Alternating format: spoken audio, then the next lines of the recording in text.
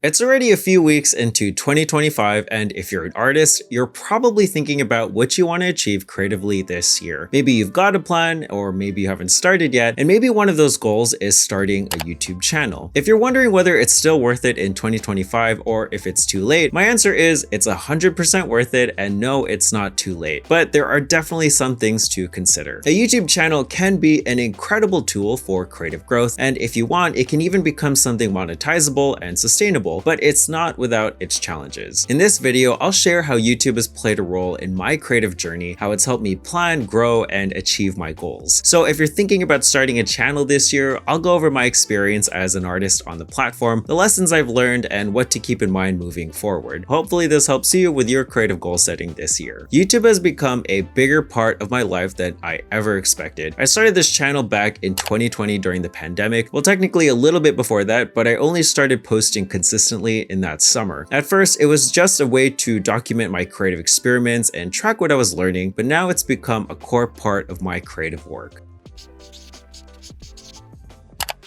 So for those who don't know me, my name is Kevin and I'm a designer and a creative. I've worked professionally in entertainment in various creative roles, but I've always seen myself as a graphic designer. That's what I started with when I was younger and what first got me into digital art. But honestly, I love working with all different kinds of creative mediums. When I started this channel, I had just been laid off. I was working in a creative producer capacity with Walt Disney Imagineering Research and Development. And if you don't know what that is, it's the creative arm of the Disney company that focuses on creating new technology for the parks, resorts, and products.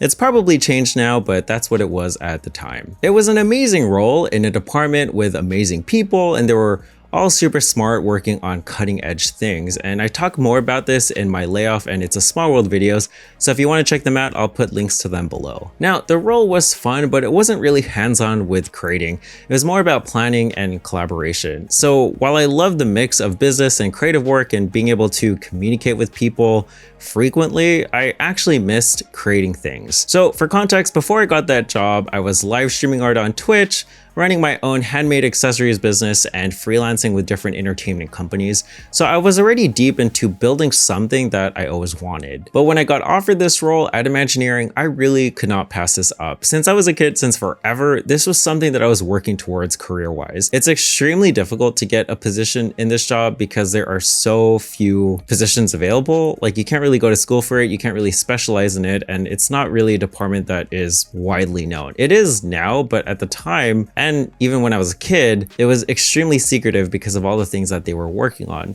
So when I got this position offered to me, I was not going to turn it down, but this meant having to put everything else on hold because I didn't have time. Now, like I said, the role at Imagineering was great, but it was also stressful. And while I liked the challenge, unfortunately, I had to shut down my business because of the workload, and then I had some legal issues that I can talk about in another video. So I finally achieved what I wanted in my career, but I was having second thoughts because I realized I loved building something for myself. And in closing down my business, I felt like I was throwing that all away. The next year, I was up for a promotion and we were literally forming the role and writing the description. But again, I wasn't sure if I wanted to actually pursue it. But I eventually accepted after consulting with friends and family. It was just the smart thing to do. But then the pandemic happened and then I got laid off. So I took this as a sign to do what I really wanted. It was unfortunate the way things happened, but I don't think I would have turned to YouTube if that hadn't. When I got laid off, I was pretty burnt out, and my main goal was just to do something exploratory, something creative. I wasn't sure if I was going to go and find another job, but I was set on trying to take some time for myself so that I could just reevaluate the position that I was in. When the idea of a YouTube channel came up, it didn't really make sense to me at the time. I kept wondering what I was even going to do, and I had creators that I admired and then that I watched regularly, but I wasn't sure if I could find a format that I would be able to do. Like, I felt like you had to be a certain way on YouTube. Thankfully though, my sister Heather and brother-in-law Tom, who were already established on the platform, were able to reassure me and encourage me to just put out whatever I wanted. I decided to ignore all of my reservations and use YouTube as a documenting tool, a way to track my creative growth and progress of what I was working on. I started with making time lapses or me practicing drawing because that was something that I wanted to improve. I also experimented with Procreate. That was a big focus because I had just gotten an iPad. I was even dabbling with style transfer and AI because I had done some experiments at work and wanted to apply that in some personal projects. And at the same time, I was exploring 3D, but I initially started with Cinema 4D, and then I made the switch to Blender 3D because there seemed to be a lot more resources and tutorials to help me learn, and the community seemed a lot more welcoming. I started doing process videos and some more time lapses, and it was exciting to see my progress and push myself to improve with every single piece that I put out. YouTube became this accountability tool, and it helped challenge myself to create work that I would try to improve with every video and take on projects that I was actually excited about. In the early days, everything felt pretty experimental, and it was so exciting to explore all of these new ideas and just focus on creating things that made me happy. I was able to put out whatever I wanted, and I only cared if it was something I was satisfied putting out. It wasn't even about the video production. I wasn't great at editing. I think I just was learning that at the same time. I've definitely become a better editor now, but at the time I really wasn't focusing on that. I was just trying to showcase my projects in a way that I could see the progression from start to finish.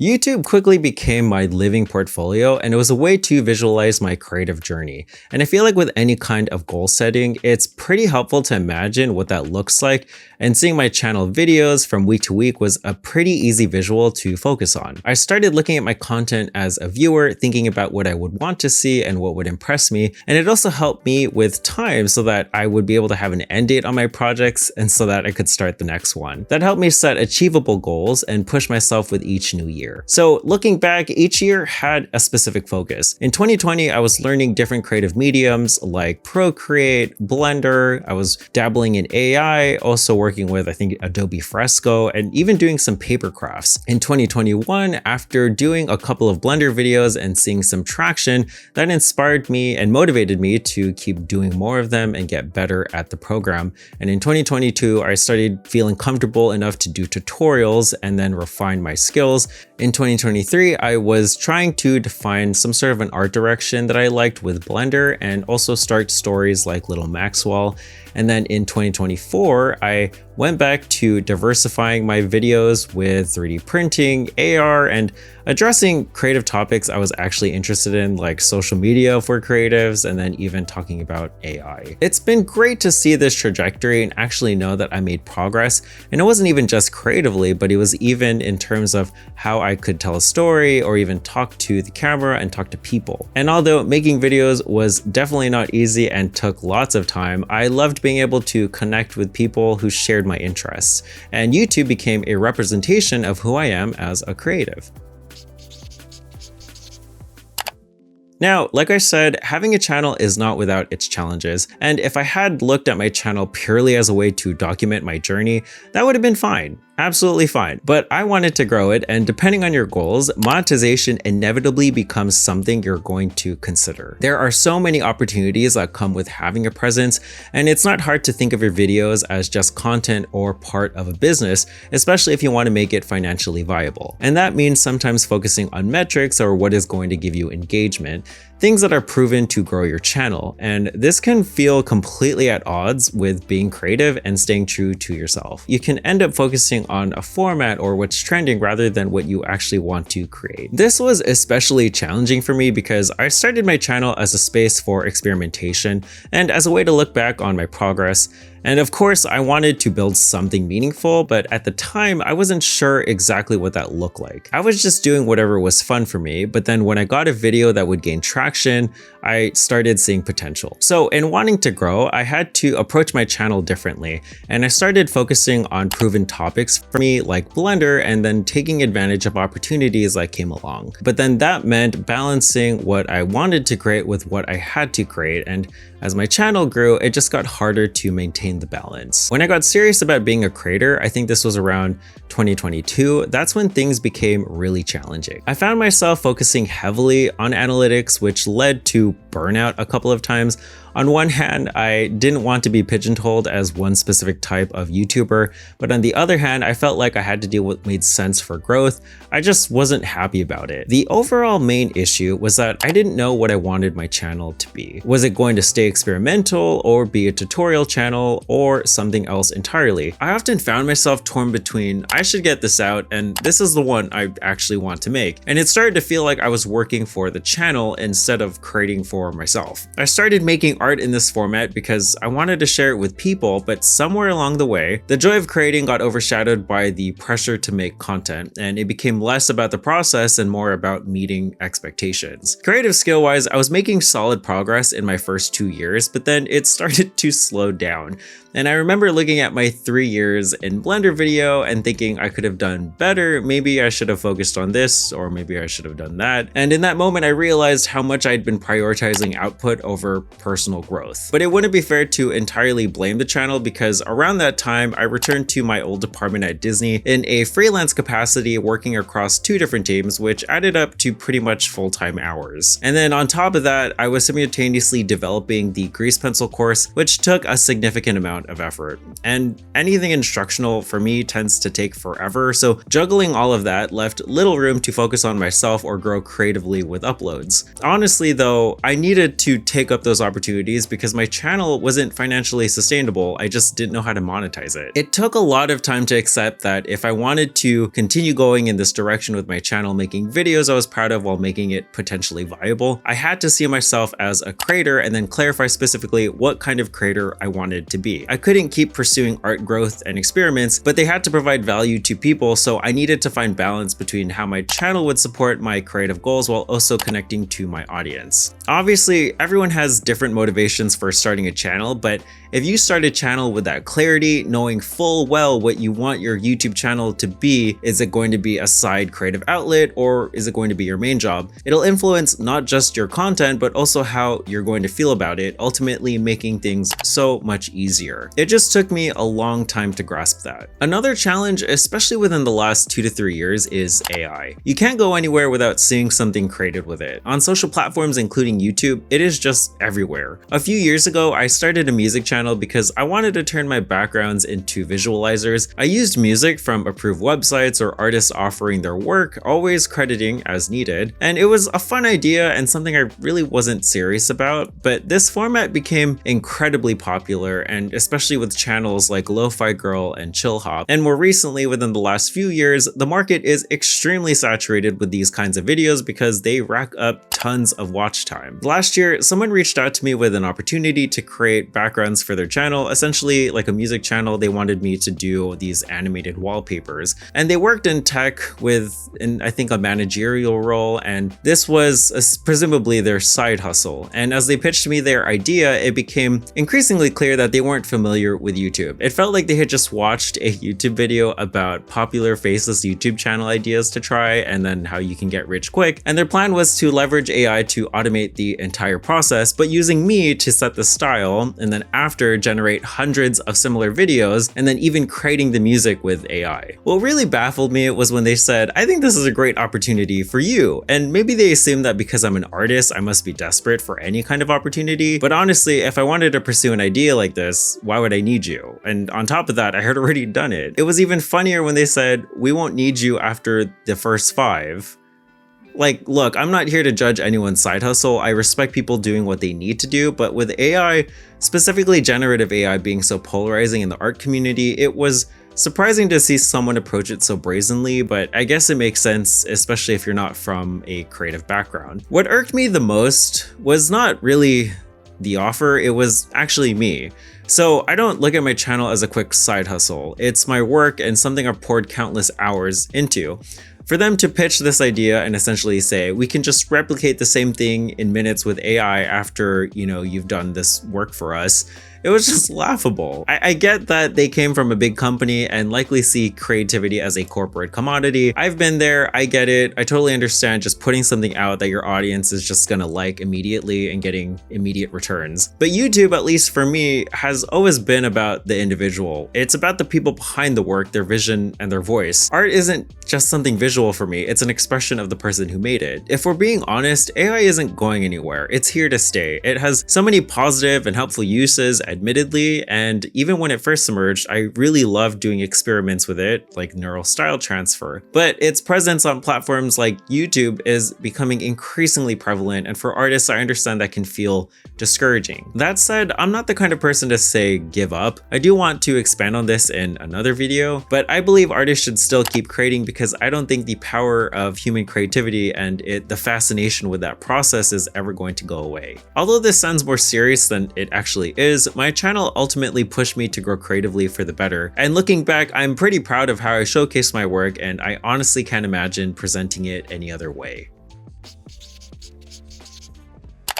Do I still like using YouTube as an artist? Yes, absolutely. For me, YouTube plays a big role in helping me achieve my creative goals, acting as an accountability tool and sharing that experience with others. I still find it exciting to make videos of what I'm working on and see the process unfold, and it's a constant reminder to myself that I'm working towards something and making progress. This year, I want to continue using YouTube in this way, but with a stronger focus on balance and being intentional. So for 2024, my main goal was to make it my most creative year yet, and I was going through burnout earlier last year and I wasn't fully satisfied with what I was putting out, so I made it a priority to get back to what made me excited about the channel, and that mindset led to some highlights like creating Theo, my desk plant. It allowed me to experiment with vertical video, test new techniques, and then create something story driven. I always wanted to make sure it's using everything I'd learned in Blender, and this project became a creative way to make them. Another milestone last year was starting 3D printing,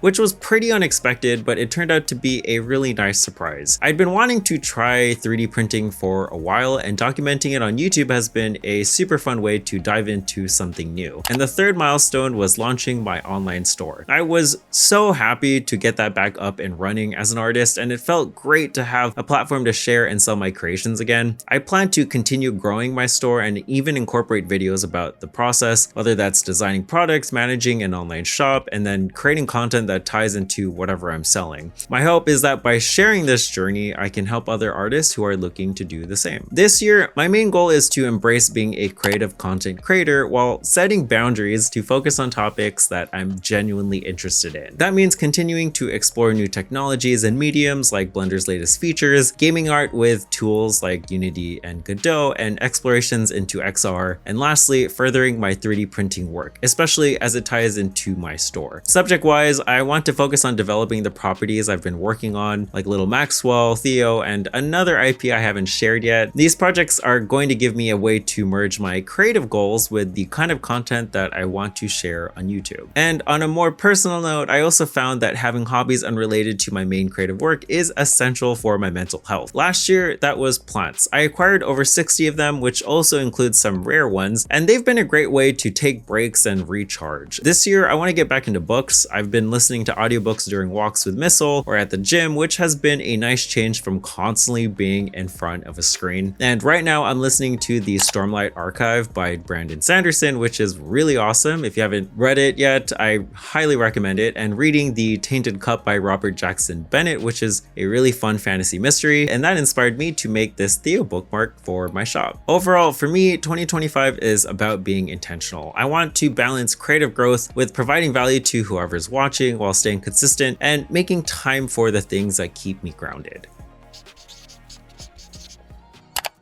So is it worth starting a YouTube channel or having one as an artist in 2025? My answer is 100% yes. There's no reason why you shouldn't. And if anything, having a channel gives you digital equity. It's a way to showcase your work online and build a presence, especially outside of a job where layoffs in the creative field seem more frequent. But it's important to be clear about your motivation. Is it just a space to upload your work and share it with others, or do you want to monetize it? Like I said, this can help you avoid burnout and will shape the opportunities that come come your way. So with that said, here are a few tips. The first is to set your expectations. Be honest about what you want from your YouTube channel. It's important to define the role your channel plays in your creative goals. So are you planning for it to be something sustainable, a space to document your creative journey, or maybe a mix of both? All of these approaches are valid, but being clear about your intentions will help you set boundaries and avoid burnout. The second is to stay true to what you want to create. It's really easy to get caught up in trends. I know that there are lots of formats for creatives that are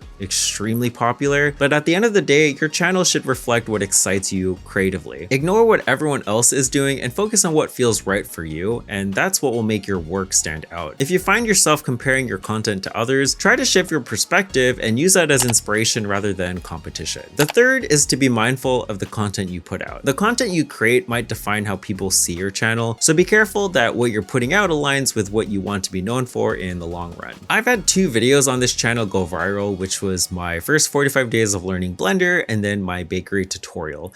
And those 2 videos essentially made my channel a Blender channel, which is fine. I love Blender, but I didn't know if this is what I wanted for my channel in the long run. The fourth is to provide value. So if your goal is to grow your channel and make it sustainable, focus on creating content that provides value and is something you genuinely want to watch yourself. When people watch your videos, they're giving you their most valuable resource, which is their time. So always make sure that what you're creating feels worthwhile for both you and your audience. The fifth is to be consistent. And this doesn't really apply to everyone because I feel like everyone can set whatever schedule that they want. But if you are serious about trying to grow, whether it's weekly, bi-weekly, or monthly, you should try to create a schedule that works for you. I know I'm not really the best at this, but I can recognize that consistency does build trust with your audience and keeps you accountable to your goals.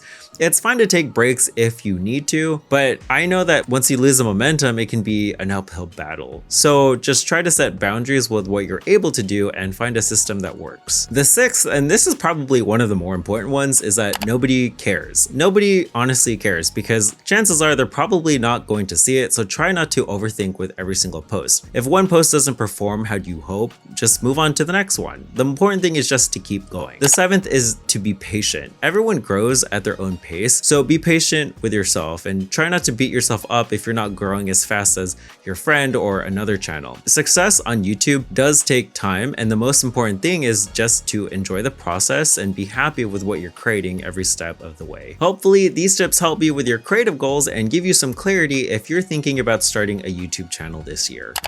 YouTube has been a huge part of my creative growth, and I'm incredibly grateful for how it's helped me learn, experiment, and connect with others. It hasn't always been easy, but it's been absolutely worth it. If you're on YouTube in 2025, I hope this video helps you think about how you can use YouTube in your creative goal planning. Let me know in the comments what you're working on. I'd love to hear about it. Thank you so much for watching, and I'll see you all in the next video.